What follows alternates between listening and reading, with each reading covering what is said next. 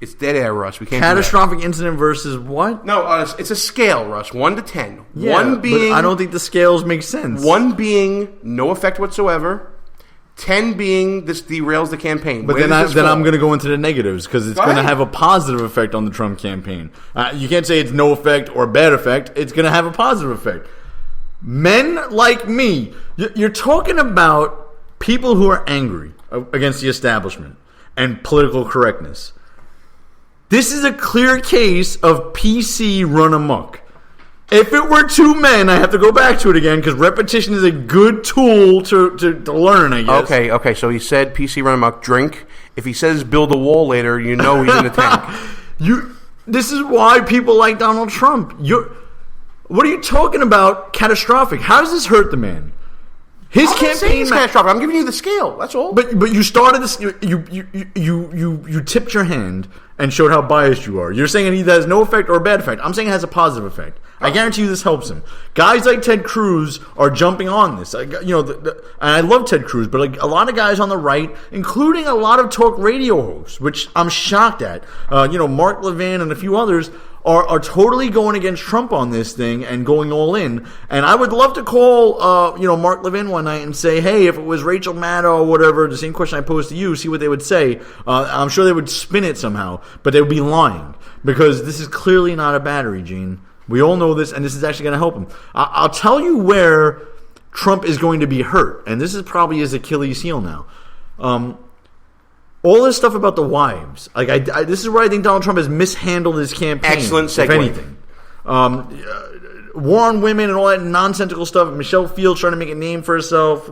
I know we keep saying we love her. I do. I think she has a great future ahead of her, but she's going down the wrong path here. A man would have never done this, and this is why Donald Trump is going to keep gaining popularity. I know I went down this road before, but the war on women type thing, Donald Trump showed how politically ignorant he is in some ways with not understanding that a super PAC by federal law and Supreme Court decisions cannot be steered by a candidate because that's actually illegal. So clearly Ted Cruz had nothing to do with the supposed attack, which was a public picture already of Donald Trump's wife that was retweeted or put out there by a political ad by a super PAC. He showed how politically ignorant he was and then attacked Cruz's wife.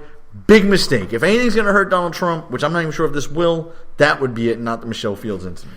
Well, I think, and before I give my opinion, let me get your take. And you know what? I'll redo the scale.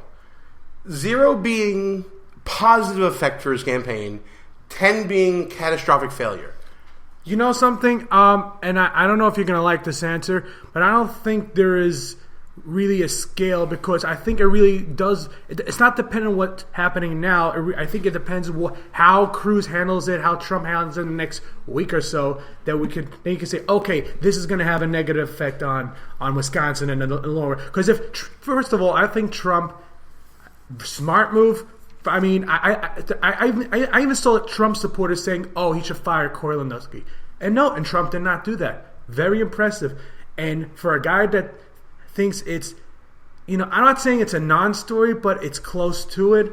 And and my inner Kasich tells me, look, this is nuts. We're fighting too much around over here. Obviously, this is not going to help Kasich, even though he's that kind of candidate that likes to tout that.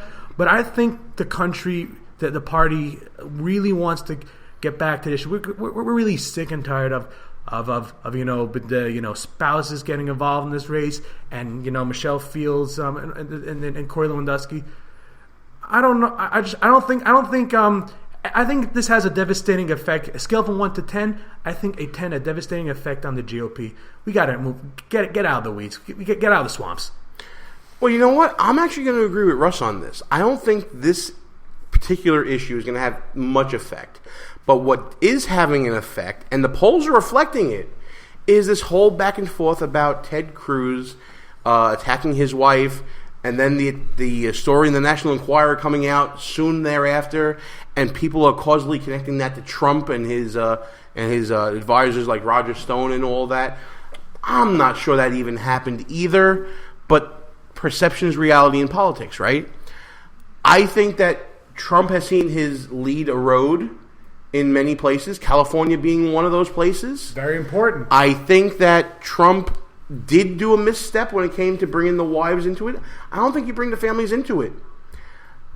I don't know if he was smart enough to know, though, Gene. Like, he was ignorant. I think he really did believe that Cruz somehow was attacking his wife. He didn't understand that super PACs legally cannot be steered by a candidate. I think he was being defensive. But I think he was overly defensive because he's been attacked so many times and from all sides since August, and B, it's his wife that is being attacked by somebody associated with Cruz. As an angry husband, he jumped to that point. Politically, lost some credibility, lost some points. And again, I want to bring back to Yak's point real quick, because Yak made a great point. The loyalty that Donald Trump shows to his staff is rare to see in politics. By defending Corey Lewandowski and doing all and sticking by him, it shows a loyalty that you don't see from staffers. I mean, we saw with Ted Cruz when Rick Tyler did something wrong with Ben Carson. I remember we met him together with Scotty Hughes. We met Rick Tyler at CPAC, but Ted Cruz, within 24 hours of that coming out about the messages, what happened was he ended up getting fired. No, he did. He ended up getting fired for retweeting that video that made it look that Marco Rubio was dissing the Bible. He defended Rick Tyler in his entire campaign for what happened. But he still fired him, though. But that video, I don't know if he should have been kicked out for that. But that was more serious than what happened. Well, I was a non-story, which Ben Carson turned into a story. As a Brooklyn Italian, I admire the loyalty. That's all I'm saying. Me too. Little known fact about Scotty Hughes, actually. I once played that game, I Got Your Nose, and she charged me with battery. And with that, we're going to take a quick break here, guys. And when we come back, we'll be talking more about election 2016 and the silly season that's gone insane lately. And speaking of insane, time to bring Andre Walker into the mix a little bit, see what he has to say for this week's monologue. Gene Russ and Yak behind enemy lines. We'll be right back after Andre Walker. Hello and welcome. My name's Andre Walker, and your weekly monologue starts right now. This was the week we discovered the FBI could crack your iPhone. Apple are going mental. The feds say they're doing it in order to stop terrorism. Well, I don't know whether it's a good or a bad thing, but what I do know is that the terrorists already feel like they've won the data war because of Hillary's homebrew. Amazingly, Hillary's homebrew isn't a craft beer quaffed by beardy, weirdy, sandal-wearing Brits who love a nutty brew or a yeasty aftertaste. No, it's the name of the email server type that Hillary Clinton installed in her house. I'm no IT expert, but I'm not convinced that we should be entrusting the secrets of the world's only remaining superpower to something a Clinton knocked up at home.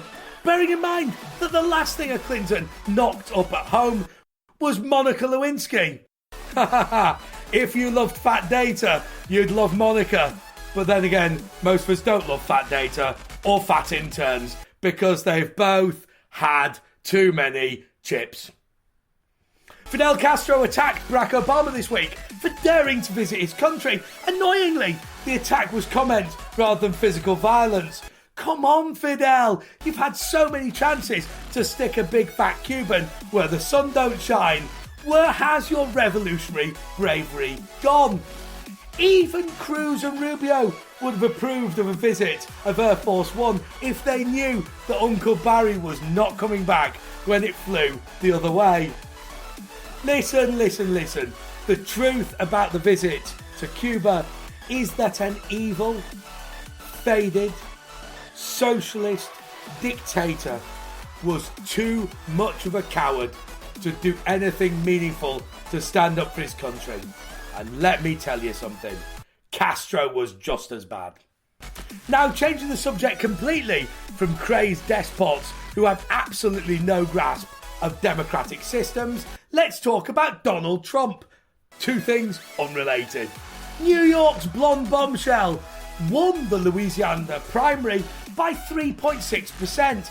That ascribed him a pretty small margin, just not quite as small a margin as we've seen a margin on those paintings doing the rounds of him. Ooh, weenie, ooh, Trumpy weenie, ooh, time to poke out my mind's eye. But there's a serious point here. Trump might get fewer delegates than Ted Cruz from Louisiana. That's because Trump and Cruz were so close they both got 18 delegates straight off. But there are rumours that Rubio's 10 delegates may vote for Cruz in the second round of the convention. Guys, if you really cared about the land of the free and the home of the brave, there would be no games at Republican convention and you would unite to defeat Hillary. These wars make as much sense as news today that a guy hijacked an EgyptAir flight in order to demand it be rerouted to Cyprus so the hijacker could see his ex-wife. What was your problem, chum?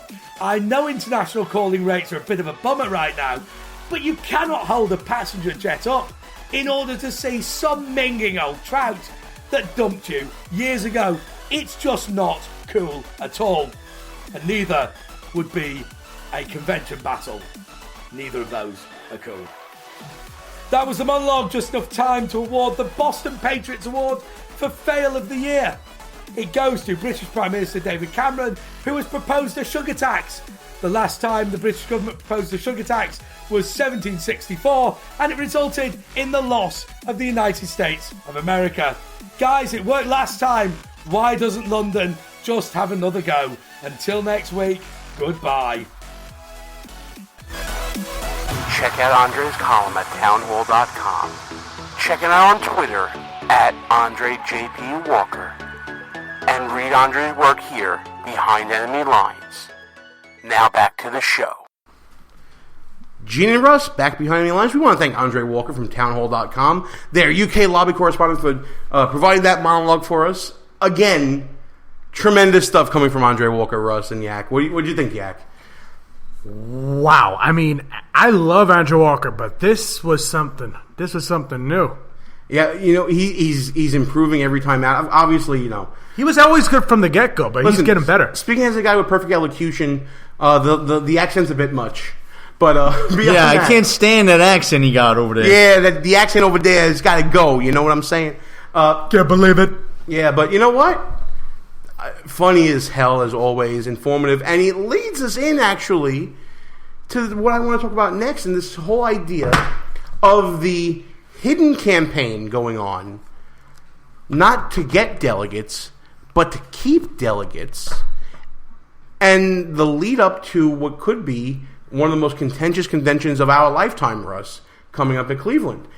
There's an article in Politico, came out recently, talking about Ted Cruz is light years ahead of Donald Trump and his campaign in securing delegates for possible multiple rounds of voting. The word is that Cruz has been very active in getting delegates to commit to him after the first round of voting, even delegates that he didn't win, that Trump won, especially delegates in the South. Trump has since dispatched Ben Carson to North Dakota to try to secure delegates there and is playing a little bit of catch-up in this game within the game. It's one of those wonky nuances of politics that not a lot of people know about, and I would dare say might even be called dirty tricks. What do you think about that, Yak? You're shaking your head with me. It's not video, it's radio, pal. You know something? It is dirty tricks, and the problem is if this doesn't work out, this could be a catastrophe. And the real problem is that most people don't remember Ford versus Reagan, don't remember these kind of conventions. They're used to the nominee walks in and gets the convention, and if they don't feel that this has been a fair game, even though this is a republic and this is how it works with conventions, it's fair play in theory, but I'm sorry, this could be devastating for us if we don't play it right. Can the GOP survive a brokered convention, Russ? I'm doubtful. I'm doubtful as well, and just to give a little background on so everybody's tracking. So let's get everybody caught up. Gene said a lot. Delegates. So we see the votes, the results of a state's votes on TV, and they say, all right, X number of delegates are now Donald Trump's. What has to be understood is how these delegates are selected. In New York State, for instance, the rule used to be that the congressional districts are the guys, the congressman can appoint delegates to the convention. And every campaign would reach out to the Republican activists in Brooklyn, let's say, and we were all trying to be delegates for different campaigns. Whoever won